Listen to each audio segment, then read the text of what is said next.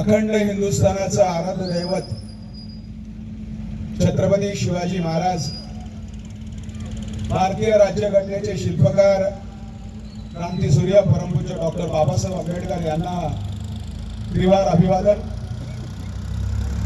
या तालुक्याचे भाग्यविधाते आणि आमच्या सुरुवातीच्या काळामध्ये ज्यांनी आम्हाला राजकारण काय आहे शिकवलेलं आहे,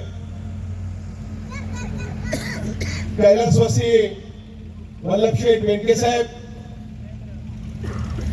ज्यांच्यामुळे मी मुंबई सारख्या शहरामध्ये एक सर्वसामान्य घरातला मुलगा आज इथपर्यंत पोहोचला, ते साळवाडी गावचे सुपुत्र आणि या लोकांचे सगळ्यांचे परिचय असलेले कैलासवासी लोकनेते पांडुरंग काळे साहेब, गेले 23 वर्ष ज्यांच्या बरोबर मुंबई सारख्या शहरामध्ये जेव्हा आम्ही काम करत होतो आणि कुठलंही काम जर असलं तर त्यांच्याकडे जाता येता आम्हाला आनंद वाटायचा।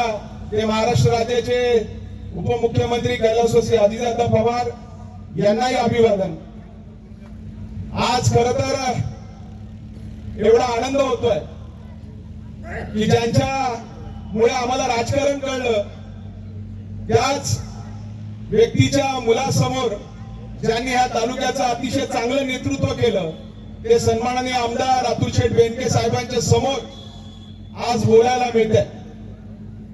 या व्यासपीठावरती उपस्थित असलेले आमचे परममित्र राष्ट्रवादी काँग्रेस पक्षाचे सन्माननीय तालुकाध्यक्ष विकासजी दरेकर आणि ज्यांच्यासाठी आपण आलेलो आहोत ते बोरुई बुद्रुक घोडद्या गटाच्या ज्यांचं नवनिर्वाचित म्हणून जिल्हा परिषद सदस्य झाल्या त्या सौ कल्पनाताई वैभव शेठ काळे, पंचायत समितीच्या गणामधून विजयी झालेले सन्माननीय थोरातजी, ज्यांचा थोडक्यातच विजय गेला त्या सन्माननीय बडेताई, आणि सुरुवातीला 27 वर्षापूर्वी जेव्हा मी सुरुवात केली तेव्हा ते आमच्या लहान होते, पण आज वडिलांचा वारसा ज्या जोमाने करतायत ते सन्माननीय वैभव शेठ काळे, दुसरे विपुल शेठ काळे, आणि ज्यांच्यासाठी आम्ही निवडणूक लढलो त्या श्रीमती सुजाताताई काळे।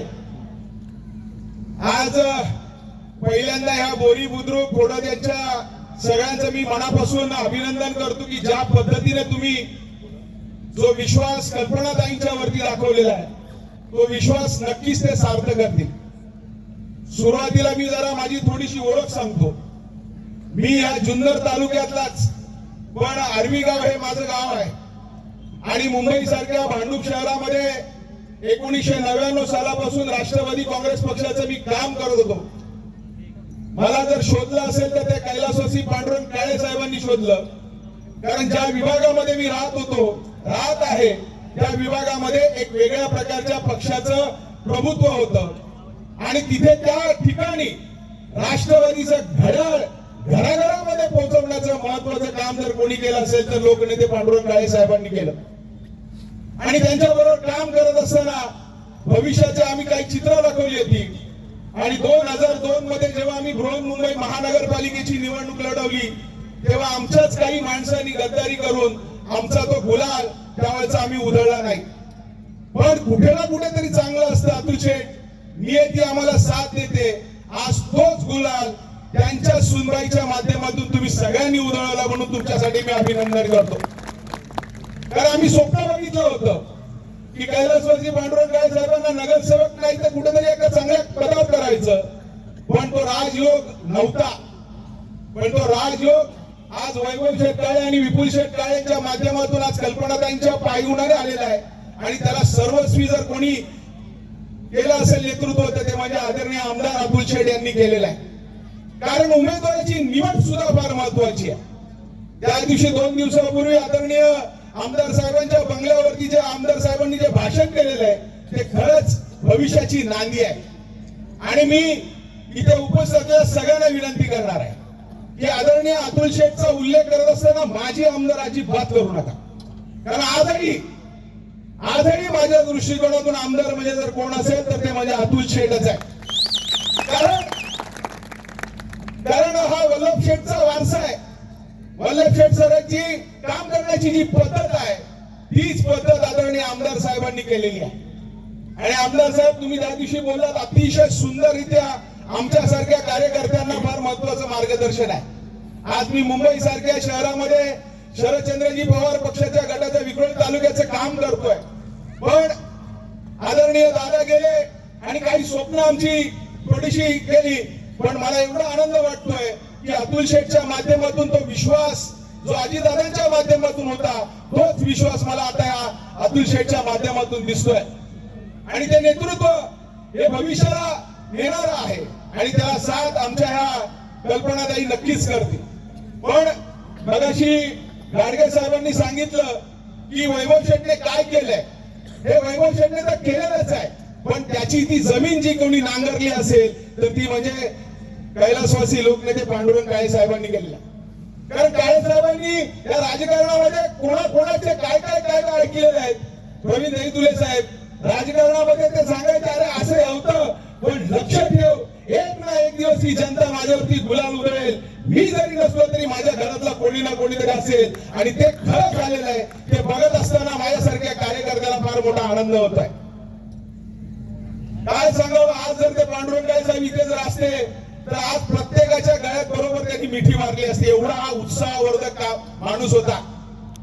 आणि त्यांचं हे उत्तरदायित्व करण्यासाठी आज मी इथे आलेलो आहे. खरं तर अनेक वर्षानंतर मी इथे आलो. इथे दिनकर काळेजी आहेत, उमाजी काळेजी आहेत. पण त्यांचं जे काही माझ्यावरती जी पुण्याई आहे, मी एक सर्वसामान्य 10x18च्या रूम मध्ये राहणारा, कोणतीही राजकीय परिस्थिती पार्श्वभूमी नसलेला हा तरुण आज 27 वर्षाच्या मेहनतीने आज इथपर्यंत पोहोचलेला आहे. कारण मला तो दिवस आजही आठवतोय. कारण राष्ट्रवादीची स्थापना करत असताना कुठे ना कुठेतरी असं वक्तृत्व पाहिजे असेल, ते हेरलं. मग त्यांनी मला पहिल्यांदा कोणाला नेलं असेल तर वल्लभ शेट्टी नेलेलं. हा आपल्या जुन्नरचा आहे, त्याला करायचं आहे. एवढं त्यांना जे चांगलं आहे ते नेण्याची काम करण्याचं सुरुवातीचं काम आदरणीय पांडुरंग काळे साहेबांनी केलेलं आहे. आणि वल्लभ शेठ सांगायचे, अरे तू माझ्याकडे प्रचारायला, आम्ही प्रचार केलेला आहे. आणि आज खरंच त्यांची आणि काळे साहेबांची आठवण येते आहे. पण ती आठवण जरी आली तरी त्यांचं सगळं जे काही काम आहे ते वैभव शेठ आणि अतुल शेठ भरून काढल्याशिवाय राहणार नाही, एवढा मला विश्वास आहे. आणि कल्पनाताईंबद्दल काय सांगायचं आहे की प्रत्येक यशस्वी पुरुषापाठी एका स्त्रीचा हात असतो. पण आज इथे जरा आम्ही उलट बघतोय, एका यशस्वी स्त्रीपाठी एका अशा ठमक्या पुरुषाचा हात आहे. म्हणून जरा वैभव शेठसाठी जरा जोरदार टाळ्या झाल्या पाहिजे. जनतेने शिंदेताई जनतेने त्यांना निवडून दिलेला आहे. हे सत्कार समारंभ तर होतच राहतील, परंतु राजकारणाची आज काय गत झालेली आहे, त्या राजकारणावरतून सर्वसामान्य लोकांचा विश्वास उडत चाललेला आहे. तो विश्वास आपल्याला पुनर्स्थापित करायचा आहे. त्यासाठी आदरणीय आमदार अतुल शेठ बेनके साहेबांच्या नेतृत्वाखाली जे म्हणून आपल्याला काम करता येईल ते आपण नक्कीच करावं, एवढंच या ठिकाणी सांगतो. आणि पुन्हा एकदा तुम्हा सर्व मंडळींचं मनापासून कौतुक करतो आणि जाता जाता सांगतो, आठवलं कोणाची बायको उभी होती, कोणाची सून उभी होती, पण तुम्ही बायकोला मत नाही दिलं, सूनला मत नाही दिलं, पण एका चांगल्या कर्तव्यदक्षला महिलेला मत दिलं. म्हणून आज आमच्या कल्पनाताई जिल्हा परिषद सदस्य झालेल्या आहेत. आणि ही जाणीव कल्पनाताई नक्कीच ठेवतील, एवढा आशावाद मी या ठिकाणी ठेवतो. मी माझ्या वतीने कल्पनाताईंना, आमच्या मुळे पाटील कुटुंबाच्या वतीने सन्माननीय आमदार सुनील भाऊ राऊत, खासदार सन्माननीय संजय दिना पाटील साहेबांच्या वतीनेही भरभरून शुभेच्छा देतो. आणि पुन्हा एकदा कल्पनाताई सांगतो आणि वैभव शेठ सांगतो आणि विपुल शेठ सांगतो की आदरणीय आमदार साहेबांचं हे नेतृत्व येणाऱ्या 2029 मध्ये आपल्याला पुन्हा एकदा विधानसभेवरती पाठवायचं आहे. हा निर्धार करून इथेच थांबतो. जय हिंद, जय महाराष्ट्र.